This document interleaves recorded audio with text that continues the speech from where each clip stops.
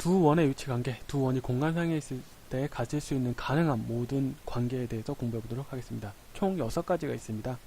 첫 번째, 두 개의 원이 이렇게 떨어져 있는 경우. 두 번째, 두 개의 원이 붙어 있는 경우. 세 번째, 두 개의 원이 이렇게 겹쳐져 있는 경우. 그다음 네 번째, 두 개의 원이 붙어 있는데 작은 원이 큰 원 안에 있는 경우. 자, 다섯 번째는 좀 건너뛰고 여섯 번째부터 볼게요. 두 개의 원이 있는데 이 중심을 공유하는 경우. 다섯 번째는 이 둘의 중간 형태입니다.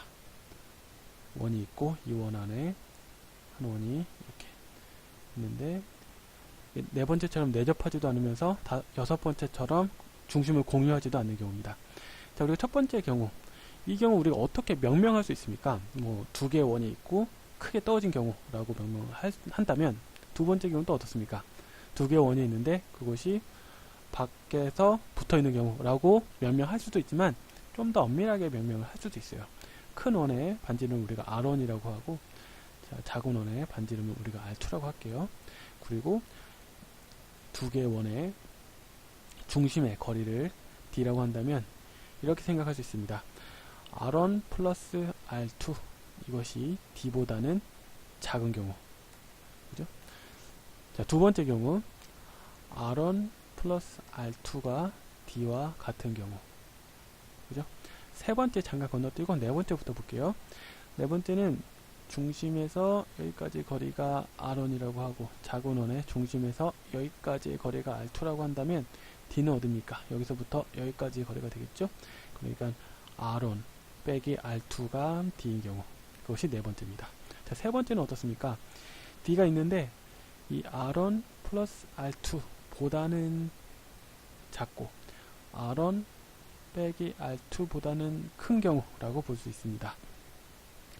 자, 다섯 번째 볼게요. 다섯 번째는 R1 빼기 R2가 이 D보다는 큰 경우, 그죠? 자, 마지막 여섯 번째는 D가 0인 경우. 자, 이렇게 총 6가지로 볼 수가 있습니다. 그런데 만약에 두 개의 원의 반지름이 같다면 어떻게 될까요? 그때 상황은 조금 달라집니다. 첫 번째 경우, 첫 번째 관계에 있을 수 있죠. 두 번째 관계도 있을 수 있고 세 번째 관계도 있을 수 있습니다. 마찬가지로. 그러나 네 번째, 다섯 번째, 여섯 번째가 모두 동일합니다.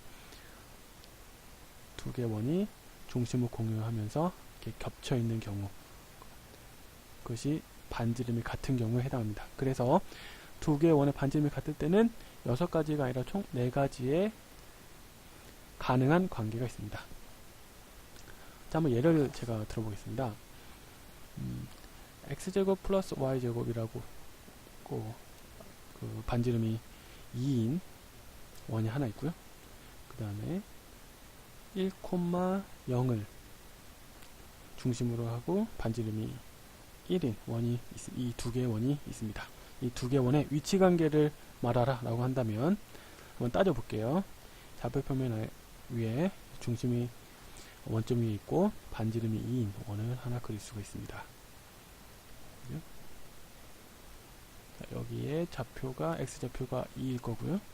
자, 이것이 첫 번째 원입니다. 두 번째 원은 1,0에서 중심을 가지고 반지름 1인 원이니까 이렇게 그릴 수 있죠. 자, 그럼 이 두 개의 원의 위치 관계는 어떻습니까? 지금 하나, 둘, 셋, 네 번째 경우죠. 즉, 이 원의 반지름을 R1이라고 하고 이 원의 반지름을 R2라고 하고 두 개의 원의 중심 사이의 거리를 D라고 한다면, 자, 이 두 개의 원의 위치 관계는 R1 빼기 R2가 D와 같은 경우가 되겠죠.